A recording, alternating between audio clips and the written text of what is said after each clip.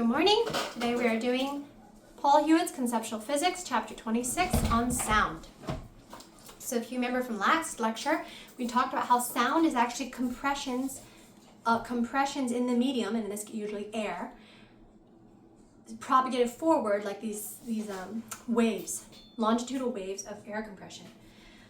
So when we talk about, we've got most musical instruments created by the thing that's vibrating, so in this case the strings, the thing that's vibrating, making those air compressions, and it's attached to a sounding board. So here, if you just took this string by itself, just took the string off the guitar, strung it between 2 points at the same tension that it is on the guitar, and then plucked it, it would make a pretty pathetic sound. It will make a sound, you'll hear it, but it'll be pretty tiny. Like a rubber band? Yeah, like your rubber, if you ever made like a rubber band guitar and pulled this up. What all the rest of this contraption is doing is creating a resonant air cavity, and the wood itself is vibrating, so it sort of amplifies that sound so you can hear it. Similar thing is going on with your vocal cords. Your vocal cords are in here, but there's all this resonant stuff going on that amplifies your voice. So for example, if you talk and you put your fingers on your vocal cords, you can feel them vibrating. If you whisper, they're not vibrating.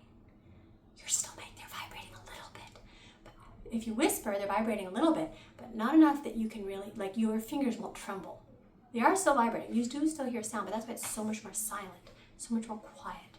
And when you talk loudly, you will feel with your fingers, the louder you speak, the more you can feel that vibrating. Same way if you sing. Ah! Now put your hands right here. Now let it resonate in the air cavity in your nose. Ah! Okay, let me try. Ah! You can feel it. If you put them here, you can feel that resonance, that resonating air in your nasal cavity. That's when they talk about somebody with a nasal voice. It's when they're resonating that air in their nasal cavity. So sound, remember those vibrations, there's the ways we amplify it. The same way that a electric guitar, if you unplug it from its amplifier, it sounds pretty quiet. You can barely ever hear it, and you plug it in and it's resonating those little vibrations. The strings are still vibrating when you unplug an electric guitar, but it's not amplified. In the same way, if you took the strings off this acoustic guitar and just strung them up and pulled them, you would still hear a sound. It would be really tiny. But this nice booming sound box here resonates, and the same with your throat. It resonates, it amplifies that sound. Okay, so we talked about how sound travels at different speeds.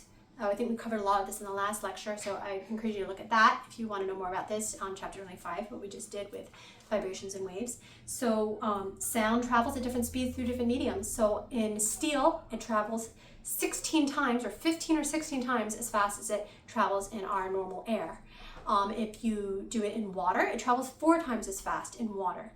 It travels generally faster through solids and liquids, denser and more elastic things, than it does in air, which is not very elastic and not very dense. That's why the American Indians would put their ears to the ground to hear. That's why in Lord of the Rings movies, Aragorn puts his ear to the ground to try to figure out what direction they're on. The bad guys are running away. Is that they're listening for the sound vibrations that are actually traveling better through the ground. Okay, so let's talk about the sound scale with decibels. So we hold 0 decibels is when you don't hear anything. 10 decibels, I think, is when human beings start being able to hear. And let's see, they have a really handy dandy chart in the book for showing decibels for different things. But if I remember right, I think 60 decibels is about the normal sound of us talking. So 10 decibels is normal breathing. This is just the sound of breathing. And if someone is whispering very close to you, this is a whisper. 60 decibels, I think, is normal talking.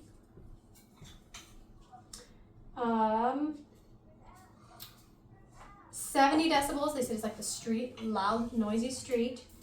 A loud rock music cannot, that's really loud rock music, 115 decibels, you're really damaging your hearing here. And 120 decibels, they said is the threshold of pain. So I feel like my threshold of pain is lower than that. Now, something to notice here is every 10 decibels that you go up, this is a logarithmic scale. This is not just like 1/6 as strong as this. What's actually going on here is you're getting something 10 times as strong. Now our ear hears it as only like a little bit louder. So when you crank up your music from 70 decibels to 80 decibels, you're actually making it 10 times as loud. Your ear only hears it as a little bit loud, like that. The same way that our eyes actually adjust. Light varies a huge amount. If you go and measure it in lumens, and our eyes will sort of adjust and kind of equalize that out. Same with our hearing. So this is why loud music can damage your hearing, is that when you play something at 70 decibels and you up it to 80, this is now 10 times as loud. You don't hear it as 10 times as loud because our ears are kind of accustomed to like processing that differently. But when something's 90 decibels, that's actually 100 times as loud. 100 times as loud as 70 decibels. So that's a lot more energy being imparted into your eardrums. And that's why some people, yeah, so that's why I've noticed if I hear music going over like 85 decibels, it feels uncomfortable to me. And hearing loss does kind of run in my family, so I need to be careful about that. I mean, obviously I'm going to get exposed to things louder, but remember that's a lot going on your eardrums and on your hearing. You remember every 10 decibels on the decibel scale is actually every 10 decibels on the scale, did I just write? Is actually 10 times as much. Okay, wait, sweetheart. Okay, wait, 1 decibel, 1 prime. Okay, so wait, Mom, what's 1 decibel? Now we're going to talk about natural frequencies. Is there such a thing as 1 decibel? If you hit something, it'll usually vibrate at some natural frequency. So if I take this spoon, for example, and I'm holding it, and that kind of dampens it. So if I could tie it to a string and hit it with something, you hear a sound. Okay. Now this is the spoon attached to my finger. So if I tied it to a string, it would be a little different. But you hear it, it makes a sound, and that sound is coming from vibrations from a natural frequency. Sweetheart, can you go play the flute in the other room? Good job. So that spoon will vibrate at a natural frequency. Everything has a natural frequency. So if you hit a bell, a bell is that big metal shape, and you hit it, and it'll resonate with that sound that you're hearing is its natural frequency. Generally, bigger things will have a lower frequency than small things. So if you take like wind chimes and you hit the little wind chime, the short little wind chime parts, you'll get. Mommy said Sweetheart, you will get a higher frequency, where if you get the long parts of the wind chime, you'll hear that at a lower frequency. So you can try this at home. Take a glass of water and start tapping a glass jar with a spoon or something, and it'll make a ting, ting, ting. And you fill it with water, ting, ting, ting. And basically the more that you get that smaller and smaller, it's going to make higher and higher pitch. And there's something called, a water organ. They have like these spinning glass, and they do different resonant frequencies with it. It's pretty cool. Now, why resonant frequencies are so important is that in 1831, the English infantry was marching over a bridge, and the bridge collapsed. And what happened was the guys were marching in step, left, right. Thank you, sweetie. Left, right. They were marching in step. And the step that they were marching ended up being the natural frequency of that bridge.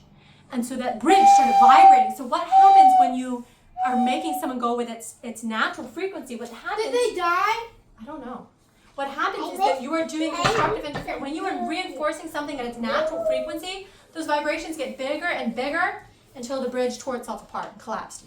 Another way that we talk about natural frequency is when someone's on the swing. That's a little pendulum, right? So pretend this is a kid on a swing, all right? And if I give the kid a push, the timing is very important. Okay, I'm not doing what you're doing. If you've ever pushed a little kid on the swing, you know. If you push it just the right part, you're giving constructive interference. And even with little tiny pushes, if you time them at the right spot, you are doing resonant frequency, and you can get this to swing higher and higher. The same way that you do that when you're pumping on a swing, when you're a kid, you're pumping on a swing, it matters how you pump. If you just randomly pump your legs, you're not going to go any higher. But if you pump with the natural frequency of that swing, before you know it, you're as high as someone that got a big push and nobody pushed you. Because what you're doing is you're working with the natural frequency of that swing. Every swing has a natural frequency. So here, with the bridges, they have to be careful of natural frequency. Those poor British infantry were marching over that bridge, with its natural frequency, and that bridge started resonating, shaking more and more, and finally just collapsed. After that, fun fact, in militaries, when they're marching across bridges, they usually say, break ranks, so they're not making them march left, right together. They just break rank, just march, walk normally, march any way you want, and that way they don't have this, you know, nice even boom, boom, boom hitting the bridge.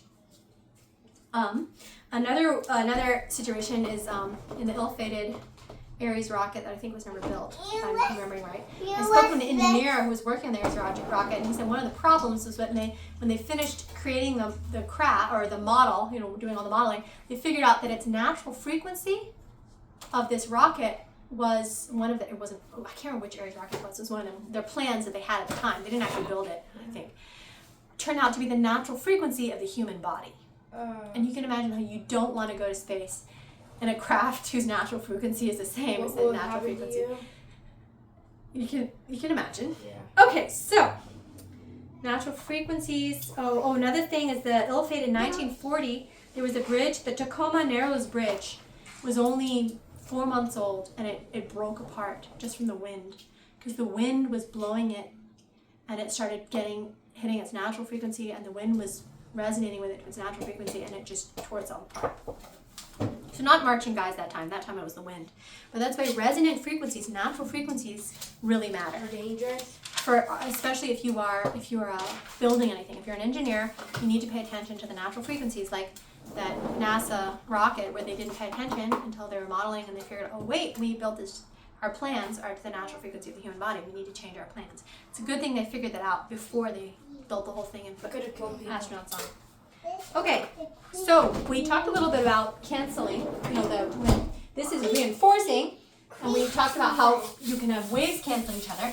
Well, this is, if you've heard about sound canceling technology, this is what they do. So to illustrate it better with sound, remember we have more of a longitudinal waves. So we have these sort of like, you know, heavier. So remember how with sound we've got. So I'm demonstrating this way. This part So when we represent it, it looks like that, right? These are the compression, the longitudinal wave. Now, if you have another sound playing to cancel it out, so if this is the dead spot, and then this is the heavy spot, and this is sort of the dead spot, and this is the heavy spot. So if you've basically got it perfectly like this, it will cancel out, right? Because this crest and this trough will cancel each other out. That's how noise canceling headphones work. Is what they're trying to do is take the sound that's coming in, flip it, and basically do the reverse and cancel it out so you get blessed silence. That's how noise canceling headphones works. Now, if you've ever been in the flute section of an orchestra and someone is slightly out of tune, and that was usually me, all the other flute, they're trying to play a beautiful note, and you hear, and that was me desperately trying to get in tune with my fellow flautists. I remember once I had a section leader who just turned around, he said, something's not right. You could hear, and he goes, you, drop out. And I stopped playing, and then it was, he was like, good. Because I was slightly out of tune from everyone. This is what happens when you get partial cancellation. What? So what happens if you've got, one person like this, and then one guy is slightly off, like his wavelength is a little less. So you'll see some places it'll reinforce, and some places it'll cancel. So here, it's adding it up, and then this part here, it'll cancel. Well, if we draw it like this, you can see think of negative and positive numbers, and you can end up with these sort of weird, what they call beats. So if you've got something playing at like 240 hertz and something playing at 243 hertz, there will be some of this interference going on, and you will hear like a beat every 3 hertz or 3 hertz. So you could see this. I don't know how well it shows up. I've got combs with teeth this far apart and combs with teeth. Is it focusing? Yeah. Now look what happens. Do I need to shine a light behind it? Look what happens. You can sort of see like a pattern. It might be better if they're the same color. What happened to my other orange comb? Not yet. So these teeth, if you look, are slightly different, and you will see sort of a pattern of interference. All right. It might not show up on the camera very well, but what you'll see is what look like more like dead spots, and then you'll see parts that are, you'll see almost like a weird wave pattern. That's what you're hearing with beats. Is that sometimes they're canceling each other out and sometimes they're reinforcing each other. But when you superimpose those two waves that have slightly different wavelengths, slightly different frequencies, you're gonna see parts where they reinforce and then parts where they cancel. And parts where they reinforce, parts where they cancel. And that's what you're hearing when you're in an out of tune flute section, and you can hear. And what you're hearing is someone desperately trying to get in tune with everyone else, but their frequency of what they're playing, their hertz, is not quite, they're not in tune. That's why it's so important for orchestras to be in tune with each other. When you see the violinists, adjusting the strings, or the flautists adjusting their head joints of their flutes, what they're trying to do is get so all their sound waves are like all at that, same hertz and not slightly off, and then you get that icky feeling. That's actually what you're hearing is the sound wave interference. So here they show, he's showing this is positive, this is negative, where it's canceling out. And does he have I think he had a nice picture of, here's a nice picture of what happens when you have the slightly out of step with each other and you get that weird beats, is what you're hearing. Okay. Wait, do people ever do that on purpose? They're trying to do, yes, actually. I knew an organist who would, on purpose, when they came to tune his organ, he said, try to keep it he liked a little bit. He said he thought it gave it texture. He wanted it to be slightly out of tune. He had lots of interesting ideas. He was a very interesting organist. And so he would want his instrument to have these two of his pipes to be slightly out of tune, just to add a little bit of that clashing sound. He was an interesting guy. He was a very cool dude.